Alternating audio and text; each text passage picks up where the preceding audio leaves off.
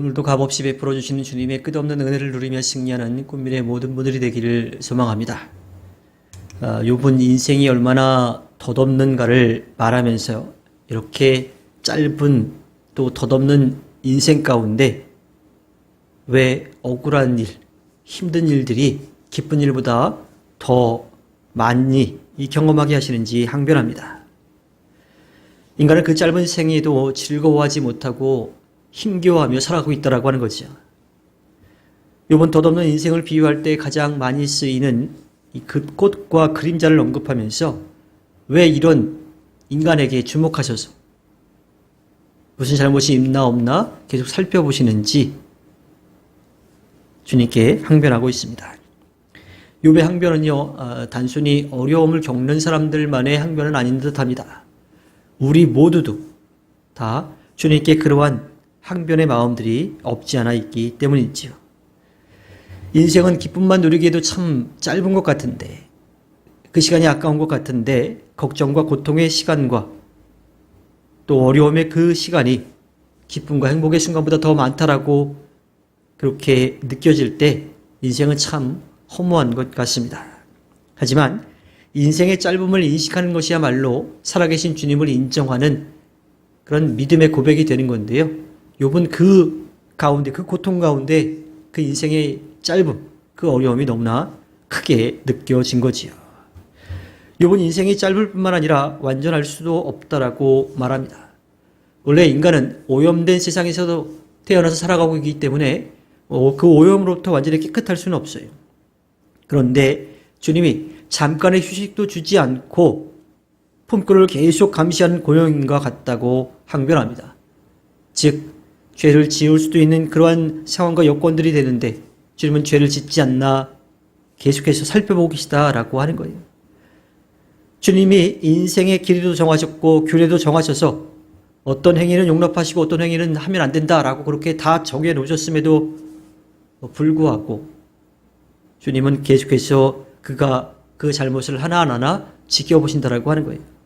마치 고용주가 품꾼에게 일할 기간도 정해주고 일을 어떻게 해야 되는지도 다 알려주셨음에도 불구하고 그렇게 잘하고 있는지 아닌지 계속 감시하고 있다라고 하는 거예요. 그렇게 잘 알려주었더라면 그냥 품꾼이 알아서 일할 수 있도록 좀 내버려두면 좋을 텐데 주님은 그렇지 않으시다라고 하는 겁니다. 사실 우리도 이 말씀이 요구하는 이 기준이 너무 높다라고 하는 느낌을 받을 때가 있지요. 그래서 그걸 다 지키기가 참 어렵다라고 생각을 해요. 유대인들이 주님으로부터 받았다라고 했던 그 율법주의가 그랬던 거죠.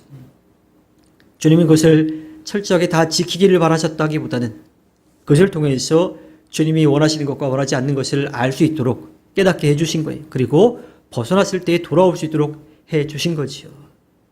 그런데 유대인들은 그것이 마치 절대인 것 마냥 그렇게 착각하며 살아가고 있는 겁니다. 욥이 바로 그러한 부분에 대해서 항변하고 있는 거예요. 왜 다 지킬 수 없는 것들을 만들어 놓으시고 또 그걸 넘기만 하면 바로 재앙으로 그에 대한 값을 치르게 하시는지 욥은 주님께 항변하고 있습니다. 이어서 욥은요, 인생의 덧없음을 강이나 호수 또 나무에 비유해서 말합니다. 나무는 재생 능력이 뛰어나가지고요, 가지가 부러져도 줄기가 잘려나가도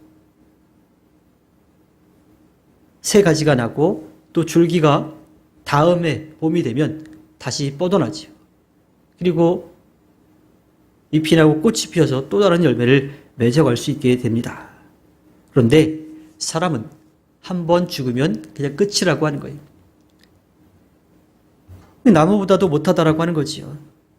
또 욥은 호수의 강과 물이 마르는 것처럼 사람의 피가 마르면 죽는다라고 그렇게 당시에는 생각을 했는데 이 강과 호수, 물이 말랐다가도 비가 한번 내리면 다시 거기에 물이 차고 또 힘차게 물줄기가 흘러가지요.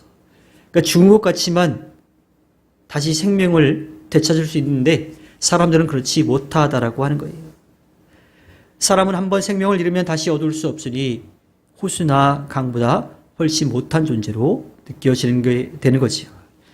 주님은 사람을 가장 영광스럽게 만드셨다라고 하는데 과연 나무나 강이나 호수보다도 못한 인간이 정말 영광을 누리는 것, 또 무엇을 기대하고 살아가야 될지에 대해서 욥은 고민하지 않을 수 없는 것을 이야기하고 있습니다. 인생이 그만큼 덧없다라고 하는 거지요. 역사에는 수많은 왕들과 또 위인들, 또 영웅들이 존재해 왔습니다. 하지만 그들은 다 끝을 맞이할 수밖에 없었어요. 많은 영광들을 가지고 있어도, 많은 힘을 가지고 있어도, 많은 재능을 가지고 있고, 많은 재물을 가지고 있었다 하더라도요, 그들은 그 모든 것을 다 내려놓고 이 땅에서의 삶을 마칠 수밖에 없던 거지요. 욥의 부르짖음은요, 바로 이러한 인생에 한계가 있음을 기억하게 하고요.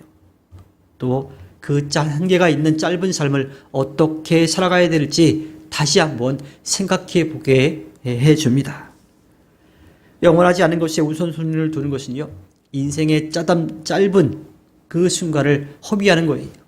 우리는 우리에게 영원한 생명을 허락해 주시고 또 우리에게 영원한 은혜를 내려주시는 주님을 바라보고 살아가야 합니다. 오직 주님만이 우리의 삶을 영원히 가치 있게 만들어주시기 때문이지요.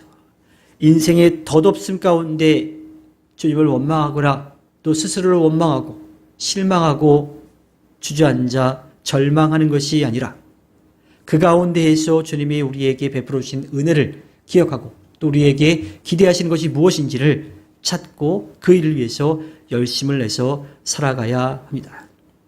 그래야 주님께서 이 땅에서 우리에게 허락해 주신 그 삶을 가치 있게 살아가는 거지요.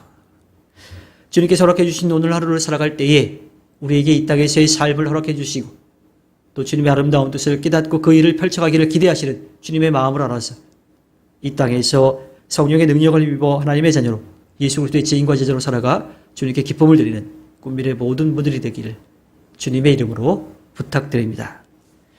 기도하겠습니다.